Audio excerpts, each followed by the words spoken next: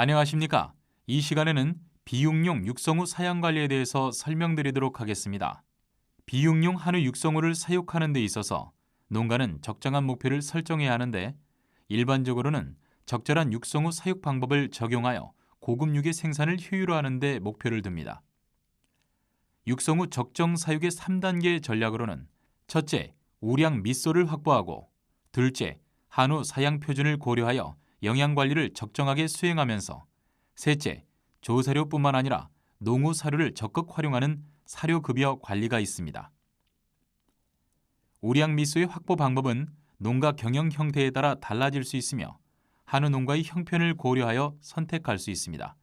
즉, 비육 미소를 자가 생산하는 일관 사육형은 고급육 생산에 있어 혈통이 중요하다는 점을 인식한 한우 개량 농가 또는 한우육 브랜드 경영체에서 주도하고 있으며 시장에서 송아지를 구입하여 비육 미소로 활용하는 형태의 비육 전문형은 한우의 개량이 어느 정도 일반화되고 비육 전문 지식과 경험이 축적되면서 증가하고 있는 추세입니다.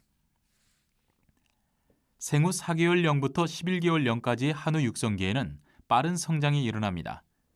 이때에 요구되는 영양소를 공급하기 위해 단백질, 에너지, 비타민, 광물질 등을 균형 있게 함유한 농후 사료와 제1위의 발육을 촉진할 수 있는 조섬유를 포함한 영양소가 풍부하게 함유되어 있고 기호성이 좋은 양질의 조사료를 적정하게 급여해야 합니다.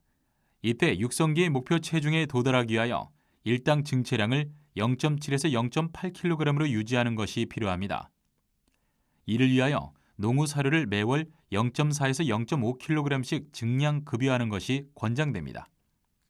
조사료와 농후 사료의 선택과 급여 관리는 한우 사육 농가에서 경제성을 고려한 육성후 사양 관리에 무엇보다 중요합니다. 즉, 우량 비육 미소로 성장을 유도하기 위해 육성기에는 양질의 조사료를 충분히 급여해야 하는데 육성기의 조사료의 품질이 나쁘면 영양소 공급을 위해 농후 사료의 급여 비율을 높여야 합니다.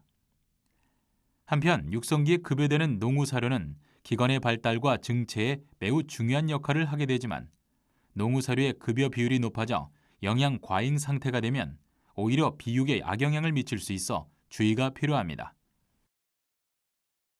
한우 육성기에 급여한 조사료의 종류와 형태는 한우의 경제 형질, 즉 일당 증체량, 일일 사료 섭취량, 농후 사료 요구율 등에 영향을 미칩니다. 표 2를 참고하시면 이해에 도움이 되실 겁니다. 따라서 육성기에 급여하는 조사료는 사료의 섭취 기호성과 질을 모두 고려하여 선택 급여하는 것이 필요합니다. 즉, 양질의 조사료의 급여는 사료 섭취량과 증체에 매우 효과적인 것으로 보고되고 있습니다. 일반적으로 한우 농가에서는 농후 사료를 제한 급여하고 있는데 이러한 농후 사료의 급여 방법은 경제 형질인 일당 증체량, 도체율, 지방률, 등지방 두께, 등심 단면적, 육량 등급, 근내 지방도와 육질 등급에 영향을 미칩니다. 보다 자세한 사항은 표 3을 참조하시기 바랍니다. 농후 사료의 자유채식을 유도하는 경우 증체에 대한 사료 이용 효율이 저하되고 지방 축적률의 증가로 인해 도체율은 증가하나 거래 정육률이 감소되지만 육질 등급은 높아집니다. 반면 농후 사료를 제한 급여하면 육량 등급이 높아지는 것으로 보고되고 있습니다.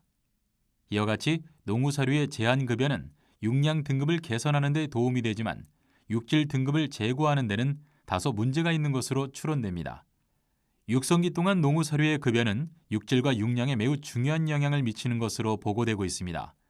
농촌진흥청은 농후 사료의 자유채식이 지방 축적과 육질 개선에 효과적인 것으로 보고하였으며 그로나르 등은 육성기에 급여되는 농후 사료에 함유되어 있는 영양소가 비육용 육성후의 경제 형질과 관련된 유전적 각인에 중요한 역할을 하는 것으로 추론한 바 있습니다.